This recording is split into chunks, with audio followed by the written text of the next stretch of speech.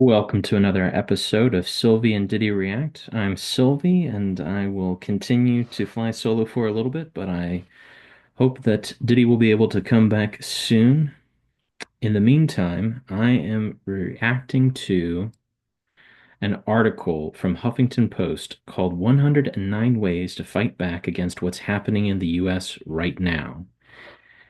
Before I get into more detail about that, don't forget to like, share, and subscribe if you want to see more videos like this. Well, the article is written by Huffington Post director Noah Michelson, and it was from late last month.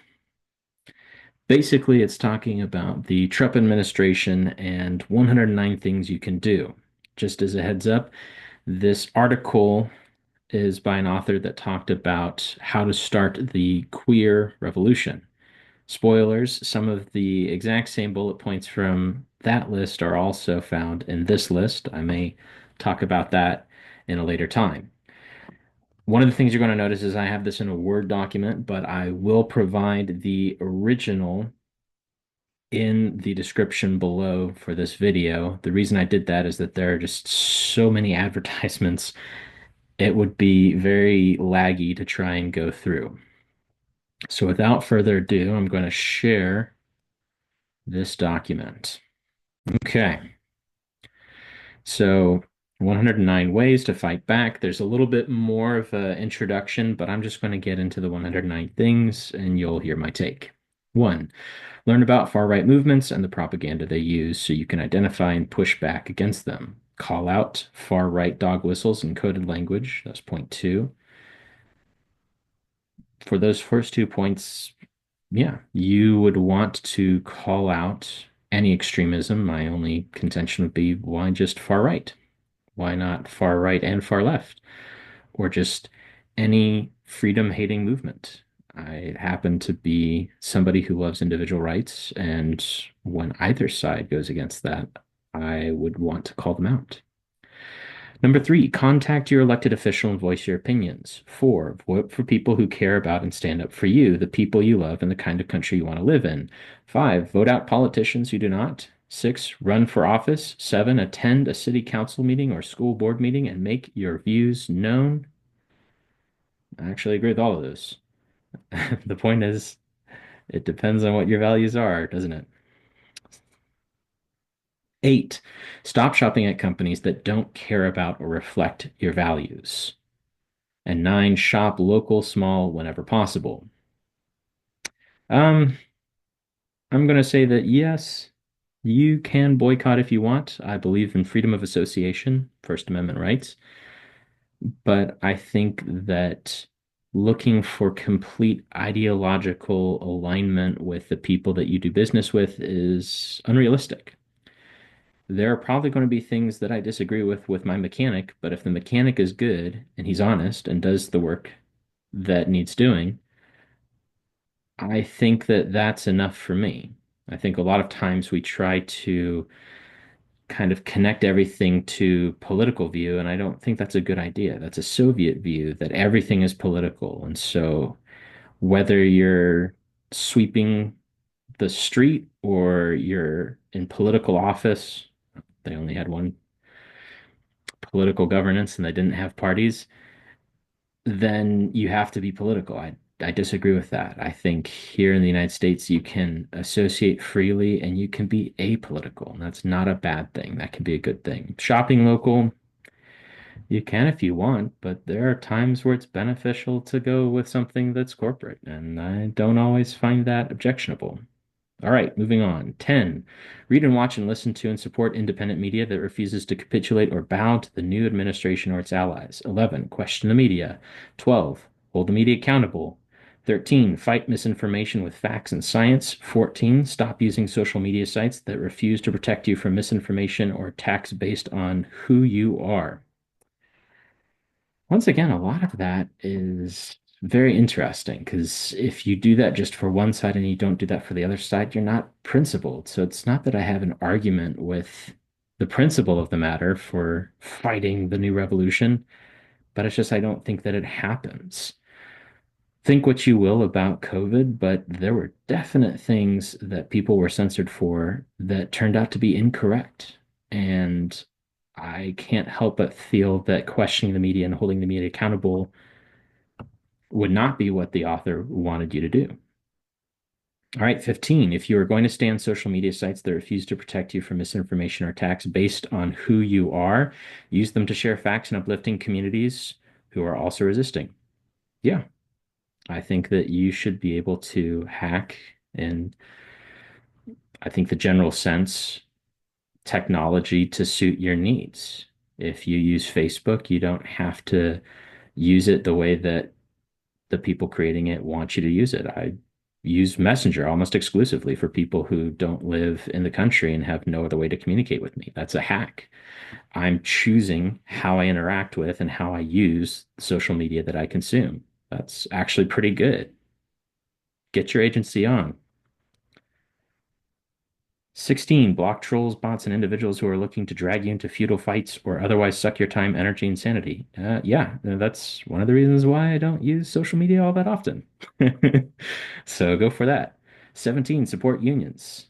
18, refuse to cross picket lines or shop at anti-union companies. No, and I'll admit that I have had some biases.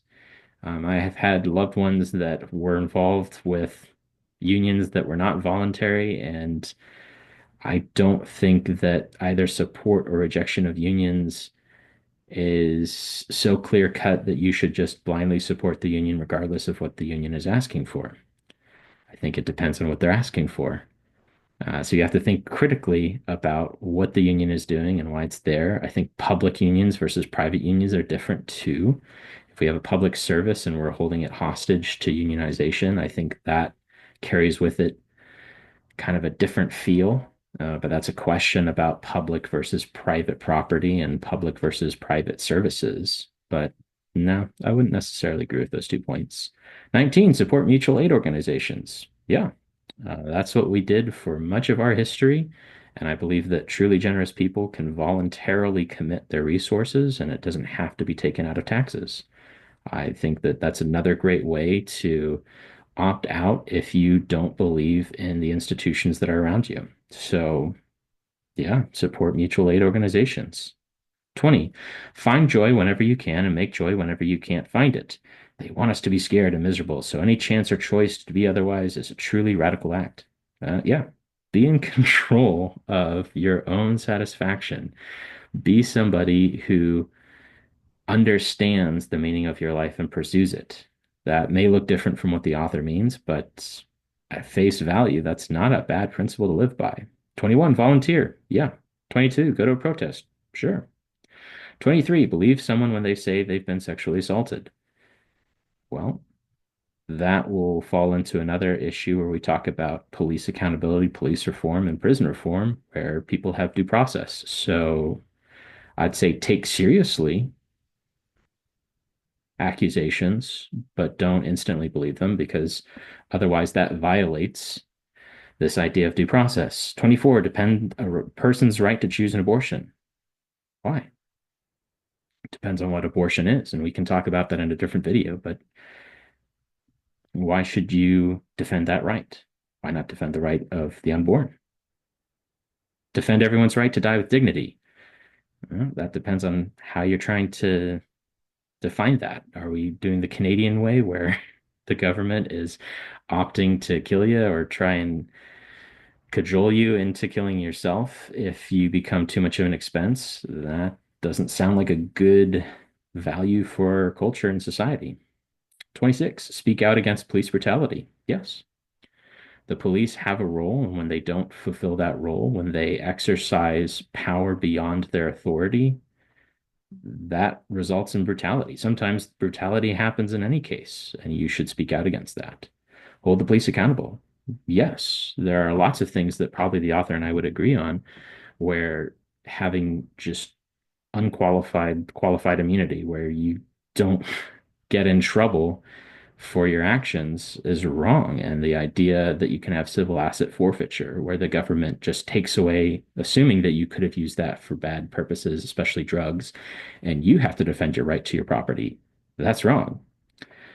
28, push for police reform. Yeah. 29, push for prison reform. It could be, depends on how you want to reform things. I think that we need to have a system where we imprison the people that we fear, not just the people that we dislike. And that means that we recategorize a lot of crimes and misdemeanors so that we're prioritizing the things that keep us safe and protect our rights. And we're not just using the hammer or the sword of government to skewer anything that annoys us. 30, push for prisoners' rights. Yeah, I think when you're imprisoned, you still have certain rights. Um, I think that you need to ensure that you follow the rules and the procedures because we're still citizens of the US. 31, support individuals being targeted by ICE. Learn about the rights we all have, regardless of immigration status, and what you can do to defend your communities. Yeah, I think supporting your rights, especially your Bill of Rights, is a civic duty. But I think that not everybody who's targeted by ICE is necessarily innocent. But once again, innocent until proven guilty. Uphold due process because that is part of the American justice system that we should stand for.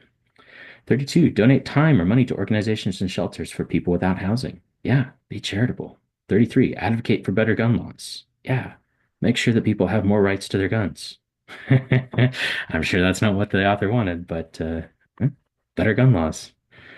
34, learn about climate change and what you can do to fight it. Sure. I think that we may disagree on how to improve the climate around us, but there are definitely things that can be done. When you think about the air quality in San Francisco, or you think about a lot of the waterways in the United States, there are definitely things that you can do to improve the place around you. So I don't think that that's wrong. 35, if you're queer, come out. If it's safe for you to do so and or support others who do. The more we talk about who we are, the harder it is to erase us. Yeah, I think that we should live in a society where you're free to dissent and to discuss and to speak freely. 36, thank allies for their support.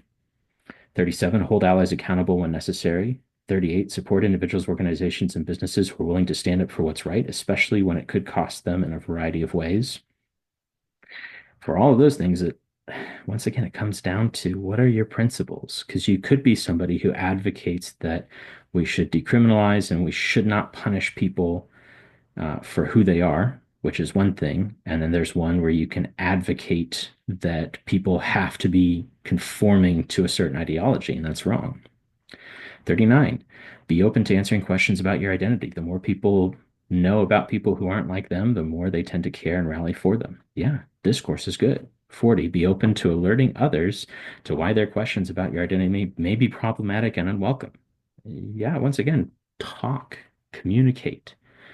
We want to be a society of discourse, not of dictatorships. 41, brush up on your history lessons. Yes, especially those pertaining to marginalized groups whose lives and pasts are frequently distorted, denied, banned from being taught in our schools, or erased. Yes, though I think that the author may be guilty of that as well. They may not have brushed up on some of the history lessons that are important for them, just as I need to brush up on history lessons that I tend to ignore. But that cuts both ways. 42, refuse to apologize for being angry. 43, refuse to apologize for being heartbroken. 44, refuse to apologize for being disappointed. Yeah, I don't think you should. 45, know when it is appropriate to apologize and do it fully and graciously. Absolutely. 46, support drag and tip your performers well. Spoilers, that was in the Queer Revolution article. 47, supports the arts. Sure. 48, donate to public television and radio. Eh, couldn't you do the mutual aid society thing? 49, visit museums. Yeah. 50, make art. Yes. 51, fight to ensure that HIV/AIDS isn't criminalized or stigmatized. Here we might have a disagreement because there are certain laws where if you have HIV or AIDS and you do not tell your partner before engaging in sexual activity with them, people want to not hold you liable for that. I think that that's dishonest. If you could transmit something to somebody else, you definitely need to do that. 52, Fight for affordable access to medical care and medicine for all people. Yes, but federally, no, I wouldn't say so. State-wise, I say let's try a whole bunch of different options. There are costs to trying to make this completely free of cost because you don't understand the value. Money or prices are a signal of how we should distribute resources. 53, fight for affordable housing. Yeah, once again, federal or no federal. 54, fight for programs that provide safety nets for individuals who need them. Yeah, but that goes back to the mutual aid thing. 55, fight the war on drugs. Yeah, I would basically agree. I think that a lot of times when we focus on the use of drugs, that's not the real issue. It's the abuse of drugs and it's what people do while on the drugs that matters. 56, fight for true religious freedom, not religion disguised as an opportunity to discriminate and the freedom to not be religious. I'm actually going to agree with that. I think that there are a lot of times with conservatives where we tend to view this as you need to be religious and you can't let people tell you not to have religion in all institutions. I think freedom of association is important and you can't force religion, but you also can't force non-religion on people. 57, fight religious extremism. Yeah. 58, fight for the clear and distinct separation of church and state. I would go even further. I would say you need to allow for people to opt out of so many things that you don't have your state as the church or your church as the state. 59, fight for comprehensive sexual education that includes discussion about queer sex. Okay. But are you going to mandate that? And are you going to mandate that for elementary school? If so, that doesn't allow people to opt out. Once again, the freedom of association. 60, fight against abstinence only sexual education. Okay. Um, how and when? 61, fight for affordable birth control for anyone who wants and or needs it. Sure. But if you are forcing people to pay for that, I don't know if that's a good idea. 62, recognize, call out and fight racism. 63, recognize, call out and fight sexism. 64, recognize, call out and fight homophobia and transphobia. 65, recognize, call out and fight xenophobia. 66, recognize, call out and fight ableism. 67, recognize, call out and fight white nationalism. I mean, yes, in the sense that these things take away your freedom, but not everything that people say against same-sex marriage or the idea of transgenderism in school is something that goes to the level of transphobia. I mean, J.K. Rowling is a very big example where should she have the right to say that somebody is a woman and deny people the use of words that have distinct meanings? I don't think so. 68, practice empathy. Of course. 69, take care of yourself. 70, take care of each other. Yeah, that's what makes up a good society, a good family, a good community. 71, celebrate non-traditional, unconventional, and chosen families. I'd say yes with a caveat. I think that just because something is unconventional or non-traditional doesn't mean that you need to celebrate it, but I would say if it has elements of a loving and nurturing environment, you should celebrate that.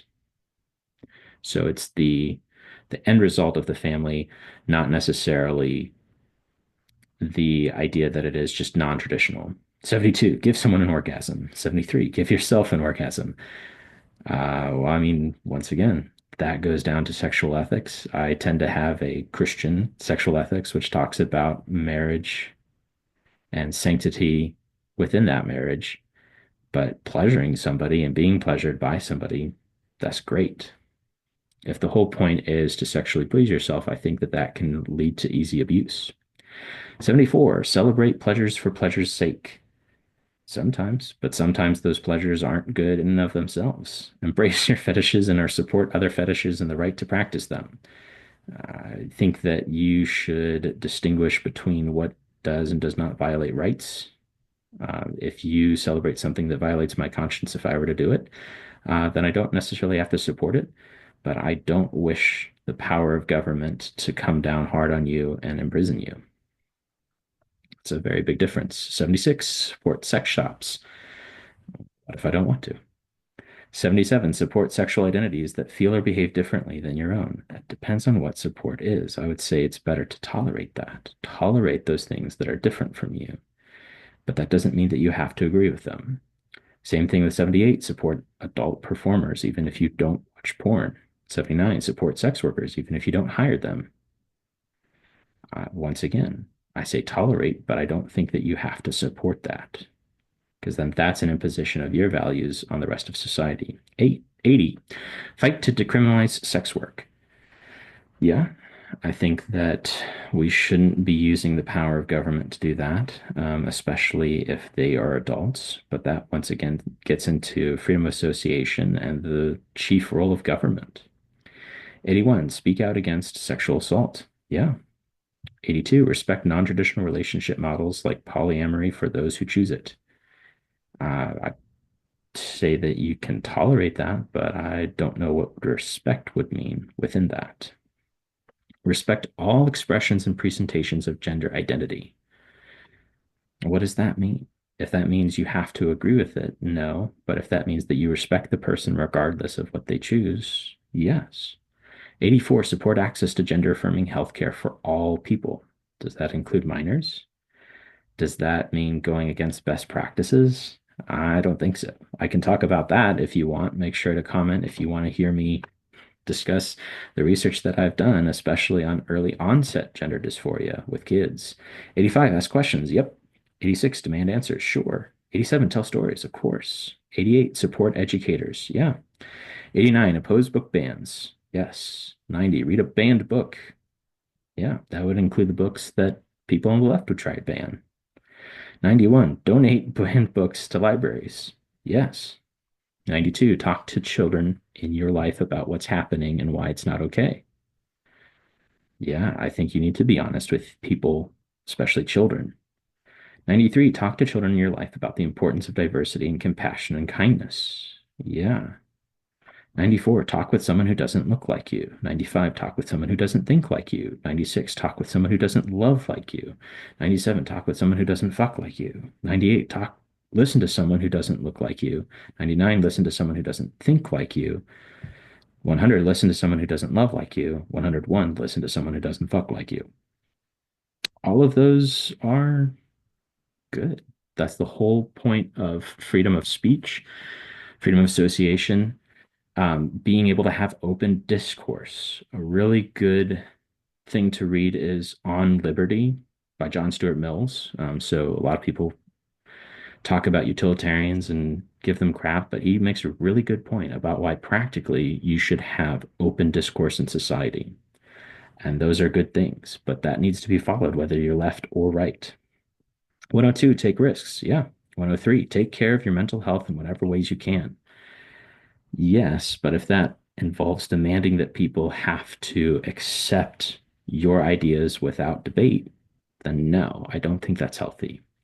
104, push back against those who stigmatize mental health issues. It depends on what you mean. I think that you need to identify and understand what mental health issues are happening, but a lot of treatment involves helping people to adapt and cope. 105, call out toxic masculinity. A good friend of mine said that the problem with toxic masculinity isn't the masculinity, it's the toxicity. But that's true of any toxic thing, toxic femininity. The whole point is taking your values or your identities to an extreme where it hurts others and yourself. So, yes, but just being manly is not the same thing as being toxically masculine. 106, be fearless when you can and make your fear useful when you cannot. It's actually pretty profound. 107, remember where we're going. Yes, the examined life, because an unexamined life is not worth living. 108, remember what's at stake. Yes, do remember what's at stake, but also understand what's not at stake, because catastrophizing, which is part of a mental health issue, is when you make mountains out of molehills and you multiply the perceived danger to the point where you are mentally unwell. So know what's at stake, but know it's not at stake. And finally, 109, remember we're in this together. We can't get there by ourselves. I think that's true. I think that all of us need to be the type of people who want to discourse, be respectful, be loving, but we also want to be led by the truth. So I'd add 110, care about the truth and don't let other people try to prevent you speaking and understanding and hearing the truth. Thank you for listening to this episode. If you would like to see more stuff like this, please do like, share, and subscribe. Please comment or email me, description below, to let me know what you'd like me to address. And I look forward to having another episode and see you then.